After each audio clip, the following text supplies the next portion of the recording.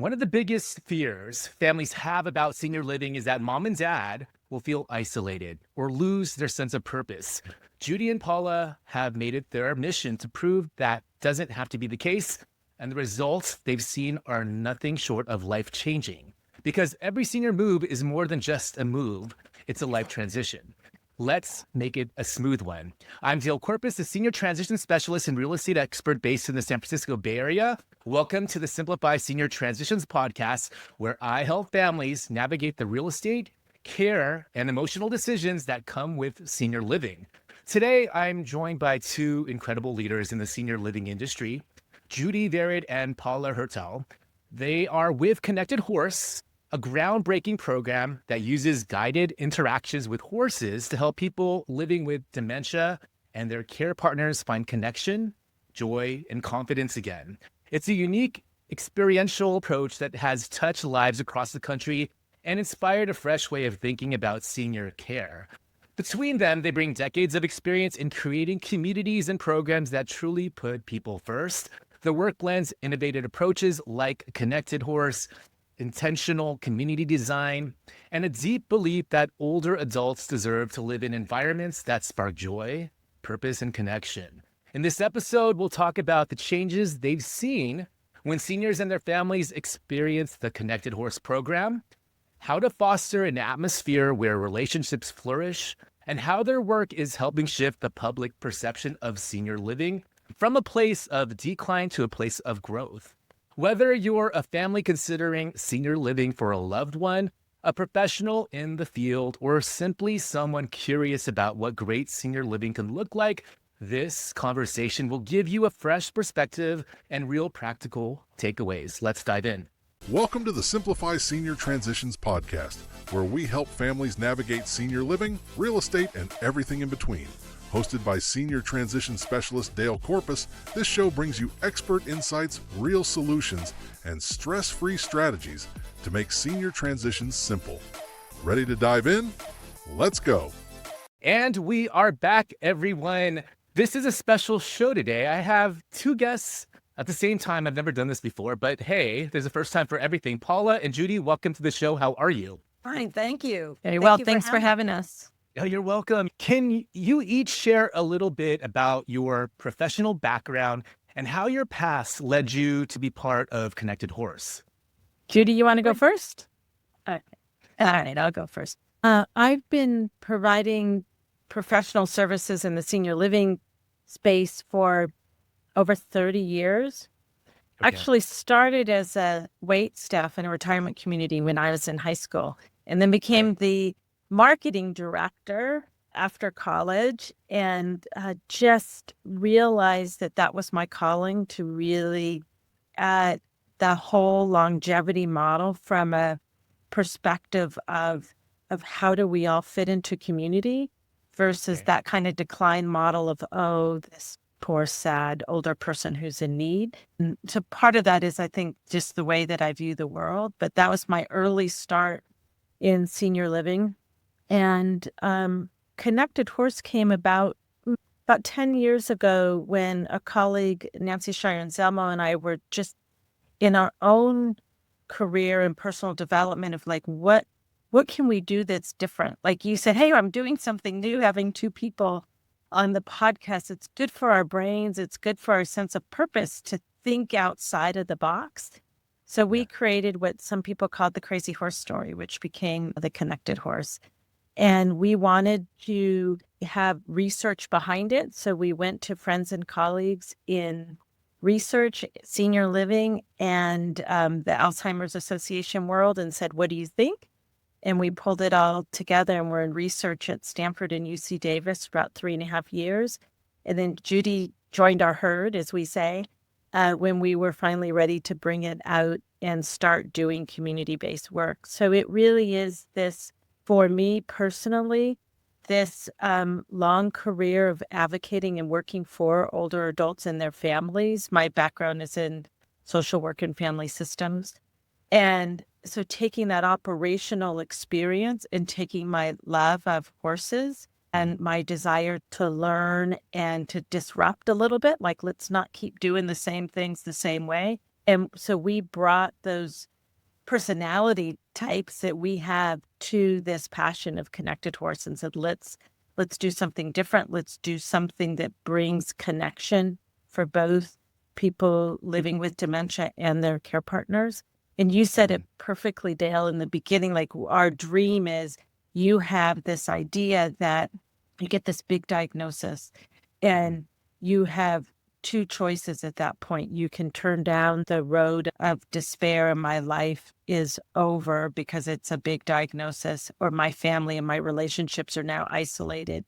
Or you can turn down the road of what we call activation, where there's hope, where there's energy to try to look at things that you have control over to better your life and your relationships. So Connected Horse is part of that sort of road of activation. Perfect. How about you, Judy? So I started in senior care because I took care of my mom, and I sat in a senior community for hours at a time. And I saw all of these seniors who had no family coming, because basically when the family's taking care of them, that means they spend 3 hours on Saturday afternoon. Leaves a few extra hours for those people to be sitting in this place by themselves. So they all attached themselves to me and used to have a lot of fun because they are wonderful, learn a lot. Somebody said every time you lose a senior, you lose a library. And I always look at every one of them because they have such a history to them. Long story short, I ended up working in sales in a few communities, and one of them is where Paula was working. And I worked there for a while, and when I left there, Paula came and approached me and asked me if I'd work with her with Connected Horse, which has been a dream come true. Okay. Because I find it that we meet the person where they are. Yeah. And I'm very holistic in my approach on living. And so I love that. In community, you don't always have that freedom to do that, because the buck stops there. Yeah. So this is a little bit more friendly. Perfect. Now, what inspired you both to explore the idea of using horses as part of memory support programs for people living with dementia? For me, and sort of the foundation of Connected Horse coming again from senior living, where you're managing risk and safety that everyone who's living in memory care, living in senior living, finds it very important for obvious reasons. And this idea of freedom of choice and personal rights, it's a negotiation, right? And so the wonderful thing about working with horses is this idea that it is a negotiation, like without words, because horses don't speak English. Without words, how am I negotiating with this horse to have them lift up their foot, to go leading around? And so it gives this sense of autonomy and self-agency, and this idea that the participants are doing something new together. So those components were really important to us when we were setting up this program, because we've seen the challenges that our colleagues have in senior living of how to balance that. We're like, okay, let's take it outside of the walls of senior living. Let's take it out into these community-based programs, and let's do something new together. Let's not worry about you have to be 100% safe and 100% personal rights. Like, let's sit down with the participants, with the horses, and figure out what we want to do together. And things unfold. Every workshop that we have, something different comes out of it. Got it. Judy, anything to add? I just wanted to add is that when Paula approached me, I looked at her and I said, "You're trying to get me to sell woo-woo." So then we came up, I made a flyer, and it was woo-woo to wow. And bottom line is, it is a wow. So you are a marketing person, Judy. I always try and find a way of explaining it to people so that they understand that there is a lot of value to what we do. Okay. Participants get it. From your combined perspectives, what gap in dementia care were you hoping to fill when Connected Horse was founded? For me, it's not so much of a gap. It's this curiosity of what can we continue to do to get better. Our colleagues in the aging field are always looking for what do we need to do together to continue to get better. that we never have said, oh, we have the perfect model of care. This is it. Lifestyle and care, perfectly defined. It's this curiosity model. And so I think for us with Connected Horse, it was, here is an opportunity for us to develop a program that we know works with other populations. So we've seen equine assisted services be incredibly valuable for veterans, for people with PTSD, for trauma, for young children that have physical or neurological challenges. This equine assisted services do amazing things to help people continue to feel engaged and connected in the community and to look at from a strengths model. So we talk about things being failure free. So I would think the biggest gap is that we were trying to encourage this, what we call a dyad model, where we want to support the family system. So someone gets diagnosed, has this big disease label on them, or is challenged with cognitive decline. And so they feel judged or stressed that they're trying to fit in an environment that doesn't necessarily support them. And then you have the family or the care partner over on the other side that is sort of doing these kind of parallel support groups and things like that. And what we wanted to do with Connected Horse is to say that this program really supports individuals and what individuals need to get out of the program, as well as strengthening that relationship so that people can go on this journey together. And that as the horse is our teacher, that really is probably the biggest difference than we see with other sort of music therapy or support groups, other programs that are looking at non-pharmacological approaches, that it is often focused on an individual versus a family system. There's one thing I wanted to add to that. It's that when the dyad comes to the barn, that's two people. It could be a husband, wife, child, partner, best friend, somebody who's going through the journey with a person with the memory issues. When they come to the barn, the horse has no idea who's what. So everybody's equal. And there's very few places in society where once somebody's been diagnosed, that they are a full member of our society anymore. They're a lesser being. And here they learn to feel they're as valuable as everybody else. Because like I said, the horse doesn't know. We know, but we don't act differently to anybody. We treat them all equally. And it's just a beautiful environment, safe.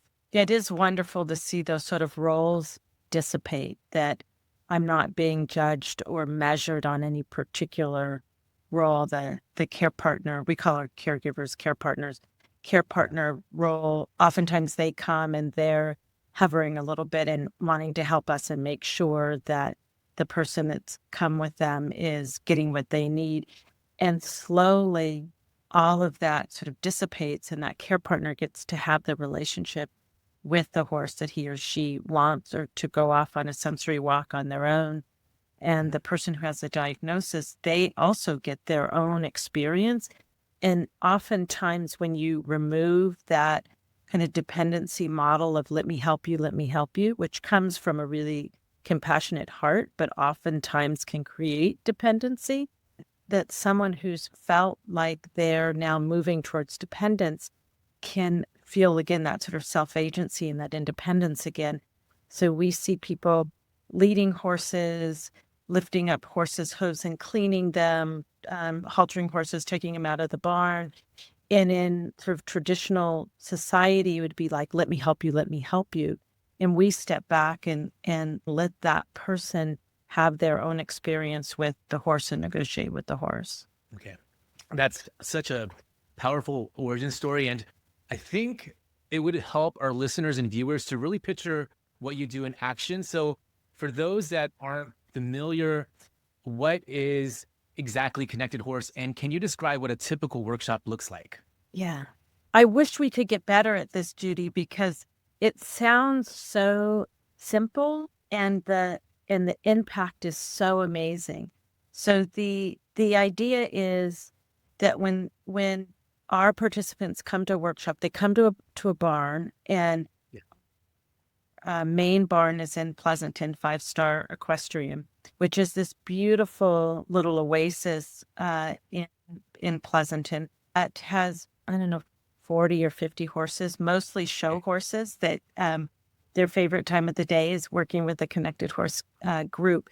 And everything is new to everybody, right? So they're coming. It's beautiful. There's huge oak trees. There's sounds of horses. Judy greeting them with snacks and name tags. And so people sort of settle in. And there's a couple of things that happen. One, we practice a lot around mindfulness. So we talk about getting out of your head and into your senses. So that checklist that people have, or that worry about, am I going to go the right way? All of that goes away, and we just center into being mindful and being present in this new environment.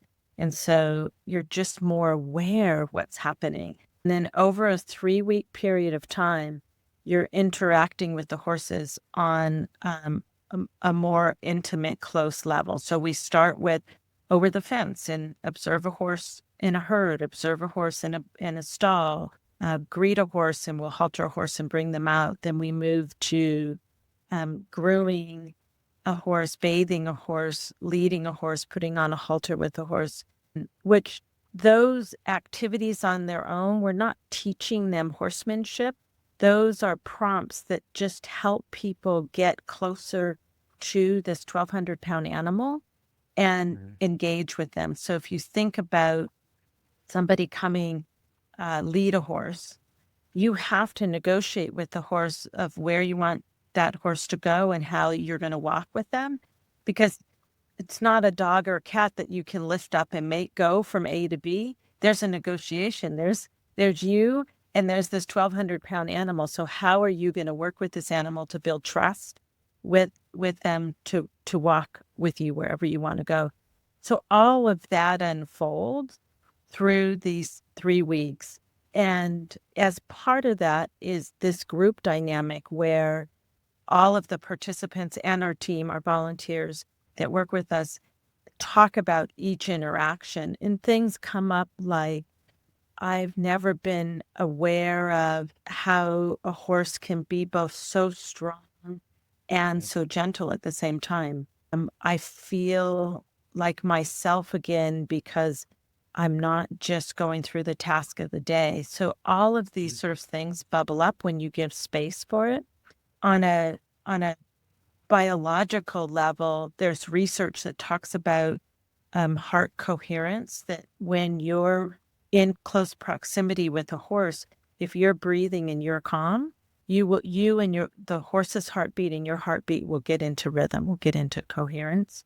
If you're not and you're really anxious, the horse will start to give you that immediate feedback. That horse will start to become anxious.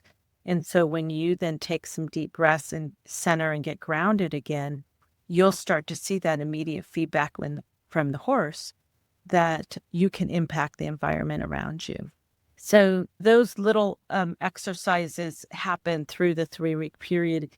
And then we end with what we call an at liberty exercise, where we let a horse go in a small arena area, and each participant walks in with the horse being free, the participant free, and they join up together just to have this moment of gratitude. So they start with some of them never having any interaction with a horse.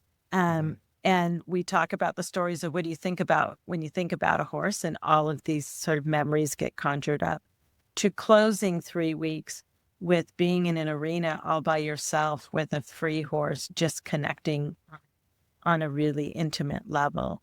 And each person gets something different of it. And Judy and I could spend 2 hours telling you incredible stories about what people walk away with after those 3 weeks. We have some participants who come in and are not able to speak in full sentences.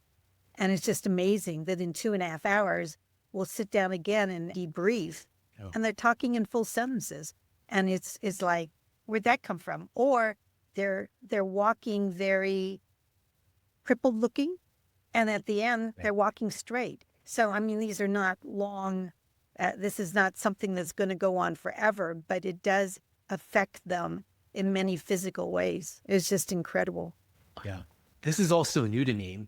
So I have a question. What role do the horses play and why are they so effective for people living with dementia? Good question. We always get the question too. It's like, why not a dog? That would be so much easier. But the research behind it is horses are prey animals. And so they, from the very beginning of their existence, are looking and scanning their environment and giving feedback on their environment of what is safe and what isn't. And so they are very in tune to what is going on around them, which makes them great feedback sources for us. They're also non-judgmental and give unconditional love and feedback. And the physicality of it, of that you have this beautiful, large animal that you're now interacting with, just change the interaction and the confidence building that people have as we're going through this 3 weeks together. So that's the sort of science behind it. I think for us, we also see many of our participants come with a history and a reverence really around horses. So one of our first questions is, what do you think about when you think about a horse? And some people have memories of the childhood or they grew up with horses. At every workshop, we have at least one participant who has an experience where they fell off a horse, so they're kind of fearful of it, and how good it feels to sort of re-engage with a fear and lean into it and work through that and have the confidence to work through it. So if you think of the human existence, we've had a lot of experience with horses. They've helped us plow fields. They've helped us in the war. They've been our transportation. So our relationship with horses goes, way back thousands and thousands of years. I think one of the things Paula is so good at, and we try to teach all of our volunteers, is that it's fail proof. So there's you can't fail. Anything that you do. I mean, you can put the halter on upside down and that's okay. Doesn't matter. It's a what? It doesn't matter. It doesn't matter, which again, in society, there's always a right and a wrong. So for that hour and a half, 2.5 hours, there is no right or wrong. It's just a wonderful feeling to let go of always being on guard. The care partner is always on guard that the person with the dementia is going to misbehave. They're going to do something wrong. So they're always on guard, trying to make this person be what they're not anymore. And the person who has the dementia knows inside that they're struggling on stuff. And for them not to have to worry about it is really a gift. It's a gift to the whole. Yeah, we talk about like when the noisy mind can just sort of relax. For all of us, we function better. If you're really nervous and you're like, okay, I'm really nervous. And then you try to find a word, you can't find the word. Someone who has a damaged brain, that's even harder. We do have, this might be helpful to your listeners. We do have a couple of components that I think help to put all of this in a container. Okay. One is this idea of giving and receiving of care. And so some of the exercises that we do allow that to happen and just unfold automatically. So grooming, which is a favorite exercise for all of our participants. They're able to give something back to the horse, to groom them, to clean out their hooves, to brush their manes and tails. If it's a warm day, to bathe them. And then to get that immediate feedback. There's a visual and an emotional response to that giving and receiving of care. And often a care partner will feel like they're always giving and not receiving, and someone who has cognitive challenges feels like they're always receiving and not giving. And so we model what it feels like to have both that giving and receiving of care. The second piece that we look at is the duality of how two seemingly opposite things can both be true. So a horse can be big and strong and could even harm you if you're not careful. And they're kind, gentle animals. And those two things are true at the same time. And so We talk about the stresses of being a care partner and how hard that can be. And there's beautiful moments where you strip down to what really is important to you in your life, and that's a beautiful gift. And so those two things can both be true. And so people start to experience that in a really non-judgmental way. And, number one goal is to get rid of all of these have tos, rights and wrongs, the stigma of having memory challenges, the burdens of care partnering, and say, let's just be in the moment and be present and enjoy what is and find what we need out of this experience without having an objective and an outcome and a measurement and all those things that we get wound up in our day-to-day careers and day-to-day life. So those three components are really important to us as we walk through the program. So it's not about teaching horsemanship or learning more about how to be a different caregiver. We're not saying that we're curing dementia. It's about the experience of being present, being in the moment, and finding those things that are important to you right here, right now. And horses are great at teaching you that. Okay. I have a two-part question. Can you speak briefly about the research behind this model from Stanford, UC Davis, and also what kinds of outcomes have you seen with participants and their care partners? Judy, you want me to take that, or you want to No, jump in, Nina? because you were there at the beginning. Go for it.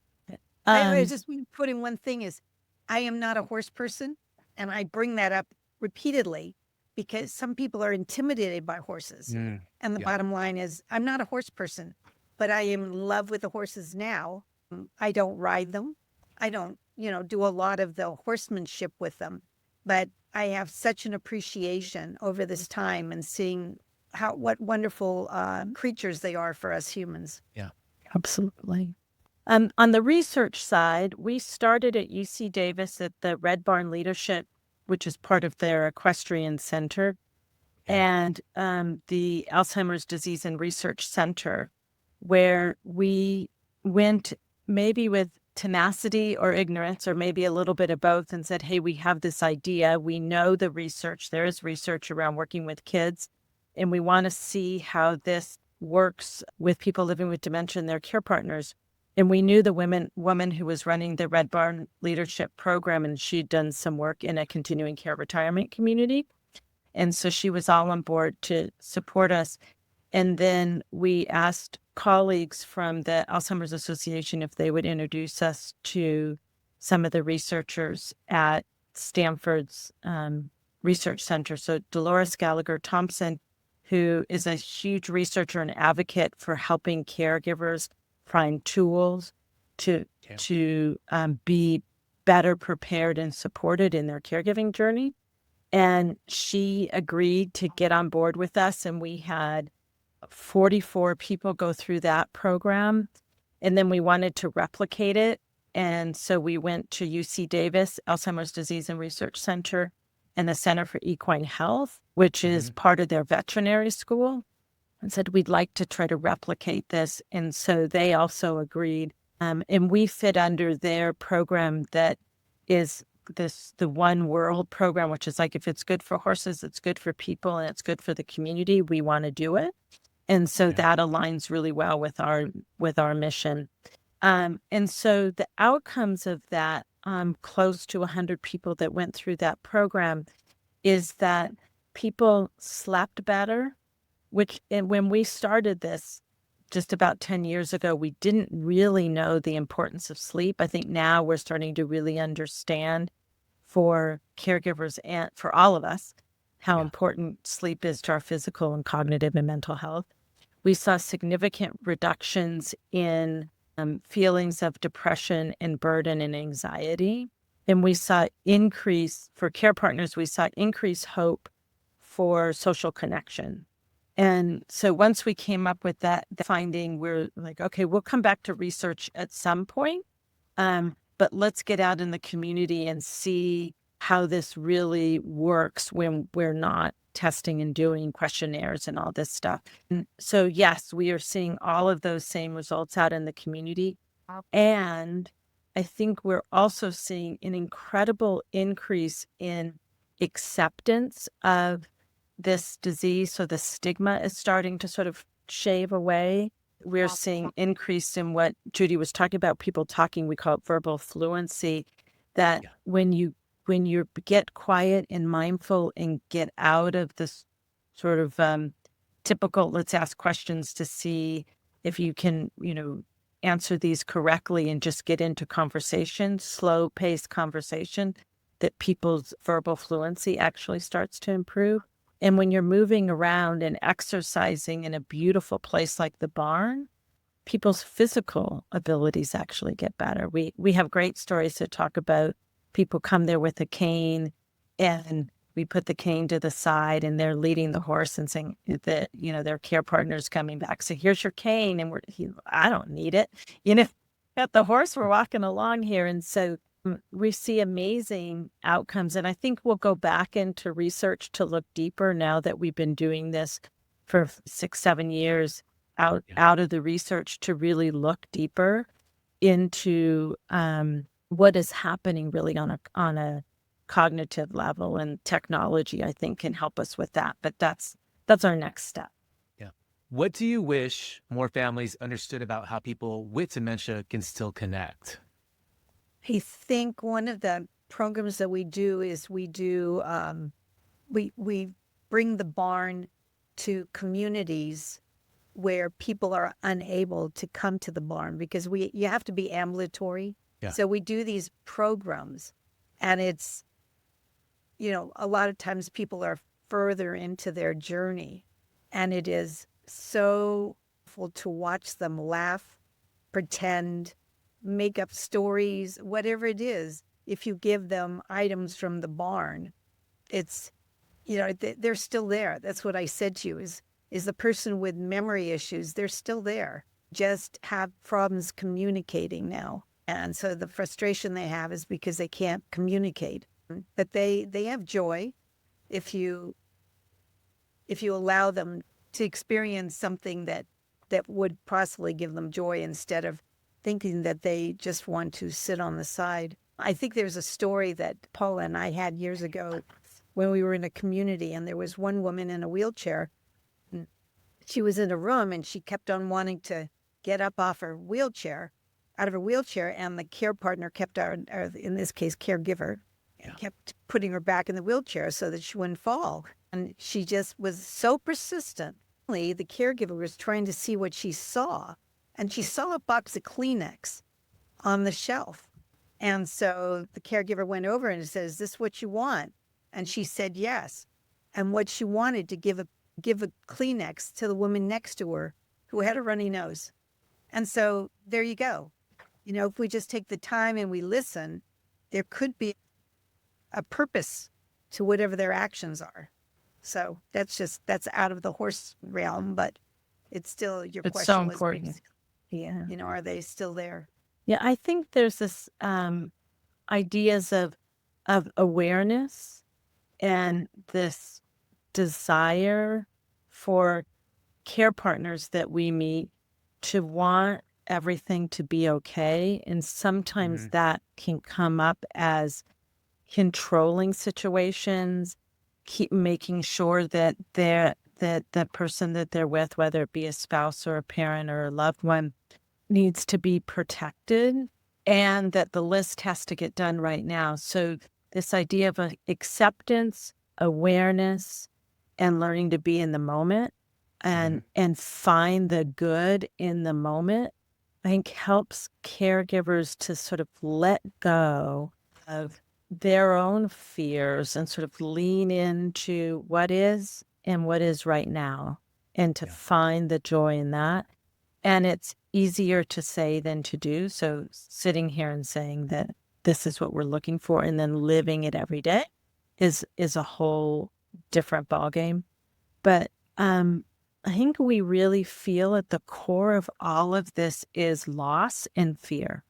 Okay. And so if we can approach it with that empathy for, yes, there's loss and there's fear, there's hope and activation, things that you can do so that even though the way that you imagined your life with your spouse or with your parents or your loved one is now different because they have this diagnosis, it isn't only the diagnosis. And so we hear that a lot, that around the diagnosis is not who you are, it is a piece of you. And so that's why we talk about people living with dementia, living with a dementia diagnosis. It's not all of you.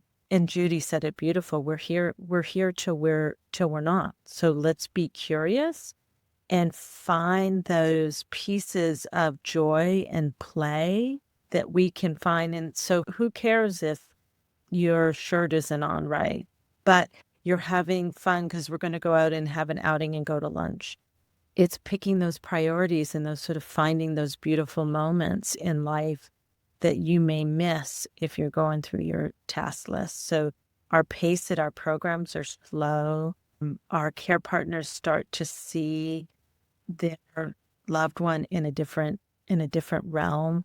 They get out of this protective mode, and we do evaluations at the end, and always what rates highest for any participant is this idea of, I came here not knowing what to expect. I came here like, I don't know what my family member is getting me involved in. And now I feel more confident. I feel more self-assured. I feel like I can start to make decisions in my life.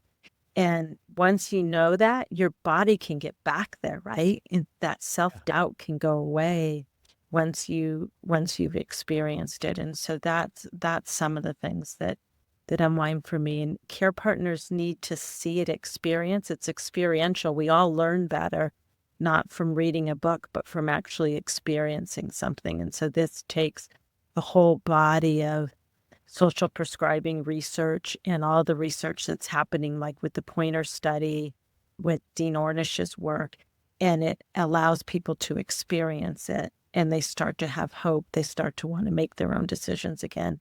We just feel really honored to be a part of that journey with people.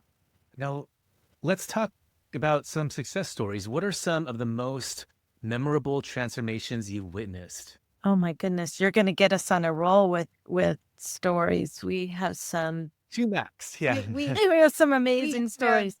Just 4 weeks ago, we had one of our workshops. And this woman came in incredibly anxious, and we couldn't even get her to go up to a horse. And she just, matter of fact, she was always late coming because she was just anxious. I can't do it. I can't do it. Finally, she comes, and we very slowly get her to groom the horse with her hand. And it's, like I said, very quiet, very slow. At the end, we sit down and we do a debrief.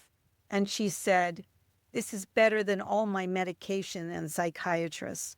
And so you get something like that and you go, the daughter goes, whoa, it's so it's good to take home those experiences. We take pictures, we send them home with a collage that they can have on the walls so that they can get back into that feeling of joy and, feeling loved. I'll let you come up with one, then I've got another one. I'll share one of my favorite that I think talks about the impact for the care partner. We were at a barn, and we walked into a stall, an empty stall where there wasn't a horse. And we were talking, and one of the participants said, I feel like we're like enclosed in something that doesn't feel good. And she said, this must be how my husband feels with dementia, and which is a sad, impactful statement. And we looked over at her husband, and he was petting the horse on the other side. And she looked at him, and she said to the group, what I'm realizing is this is how I feel. I feel like I've put myself with all of these boundaries in this little cell, and I need to free myself of that. And this big horse sailor, his head came up across the other side of the stall, and he literally just put his head on her shoulder And she sat there and wept for, I don't know, 10, 15 minutes. We all laughed and just let them have that moment. And what it reminded me of is that underneath the confidence in the shell of so many care partners is this grief and stress that they push down all the time because they feel like they need to be the one who's strong. Yeah. And in this moment, and with incredible trust, she allowed this really important grief just to come out. And it came out as simply and surprisingly of walking into a stall with a horse and the horse to feel it and know what she needed. And so it's just beautiful. And then later that day, there were these two horses out in the stall that came, or out in the field that came running up. And her husband intuitively came and stood in front of her away from those horses. The horses weren't really going to harm her, but if you could see them out in the field, they were sort of chasing each other. And she said, again, my husband's still my protector, and her husband had this disease, but she could only see him as this person in decline. And she had in her day-to-day task had lost the ability to see him other than something as this sad man who has dementia that could no longer be her husband. So in a day, she could rediscover how she wanted to view her husband. It didn't have to always be in this decline model that who he was is still there. She may have to access it differently. And so that story has stuck with me, and I think makes an important point around allowing care partners to really experience and look at the role that they want to have in terms of their relationship with their loved one. I do a lot of the speaking engagements, and I show one video, and I usually bring Kleenex and I put it on the chairs, because at the end of it is a woman who speaks of her husband having dementia. She said, we were growing so far apart, and we didn't do anything together. And then at the end, she takes a breath and she says, but I get it now, and I do love him. And she starts crying. I mean, it goes to the depth of how difficult this disease is. And the person who has the disease is challenged, and the caregiver also has anxiety and depression because this is their life as well. Right. And we as a society separate them, even though they're partners. And, we need to let them appreciate each other for the moments they have left. So, yeah. Now, just briefly, what does it take for a barn to become a certified connected horse facility? As I know you have a Connected Horse Training Institute and a facilitator certification. So there's two things. One, we have barns that get certified, and we're really proud that we have PATH certified barns that do mostly work in a therapeutic way. We have horse rescues. We have hunter jumper barns. And so we're looking for barns that are aligned with our program and with our mission. You don't have to fall under any certain category. And we work with those barns in terms of training, evaluation of the horses, and how to screen and recruit and talk about the program in their community that they serve.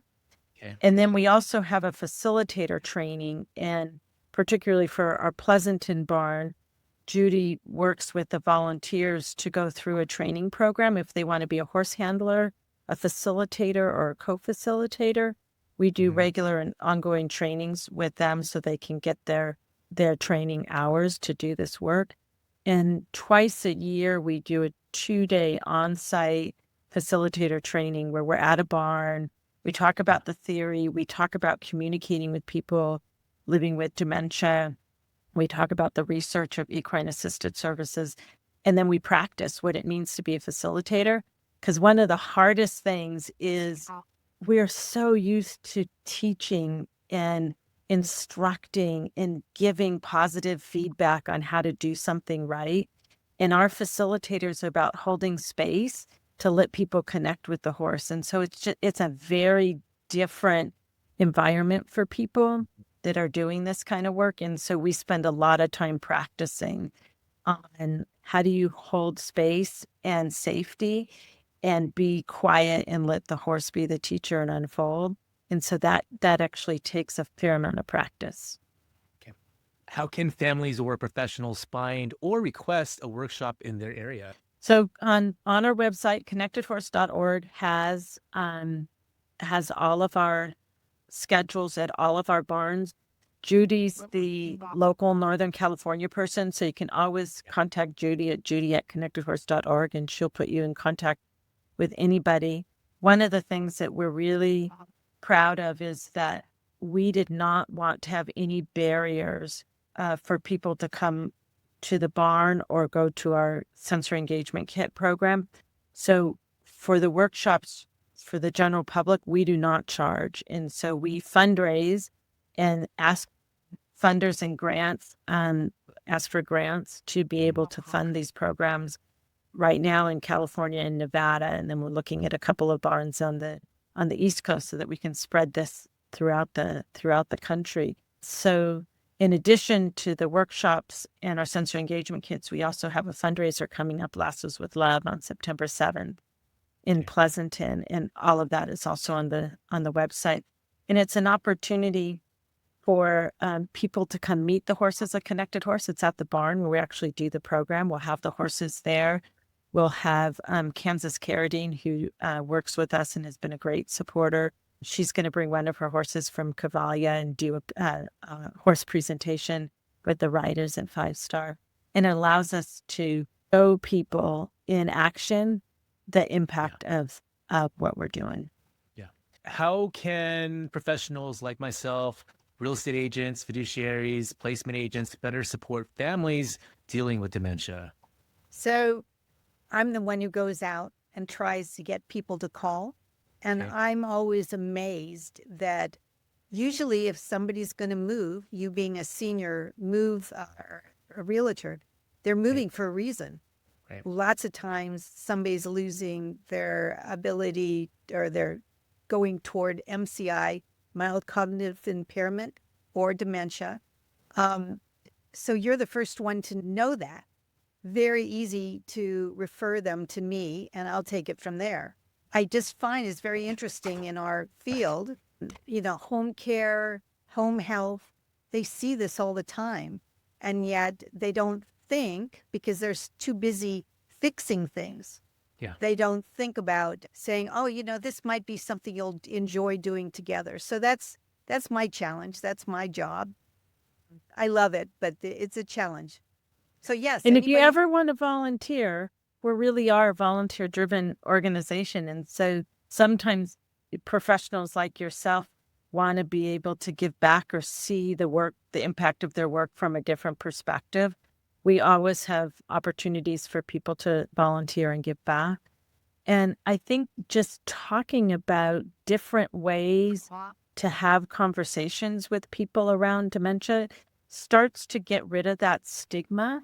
And so that people don't feel like they have to hide or become isolated. You look at some of the statistics these days around if somebody has any kind of physical or cognitive challenges, over 70% of them feel isolated and lonely. And so if we're saying, let's get rid of that stigma and let people stay connected in the community and provide supports for them, we're all doing good work, but we have to do it together. Like there isn't one solution.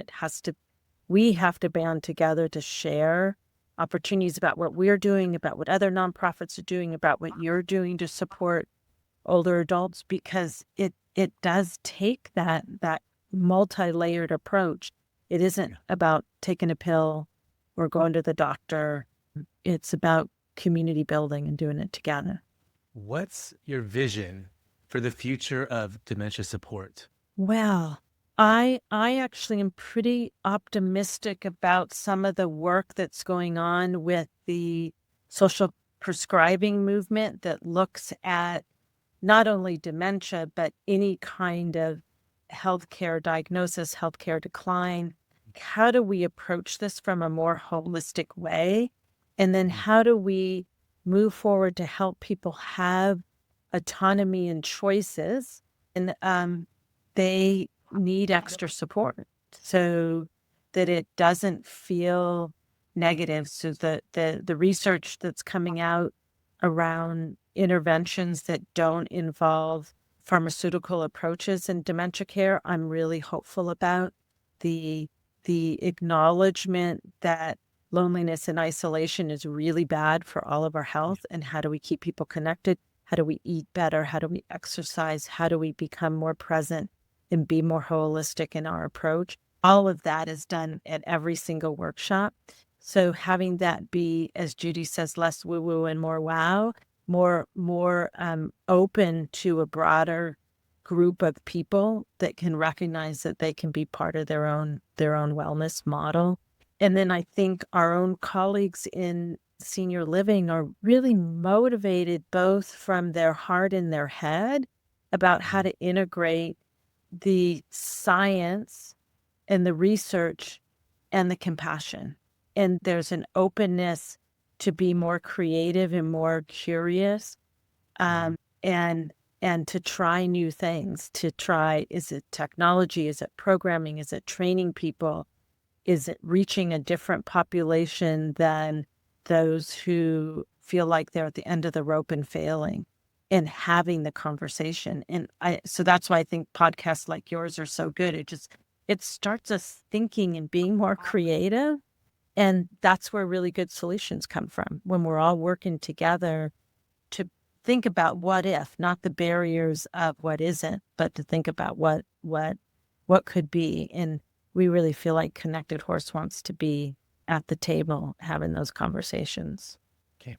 And what advice would you give to someone who just got a diagnosis or their care partner?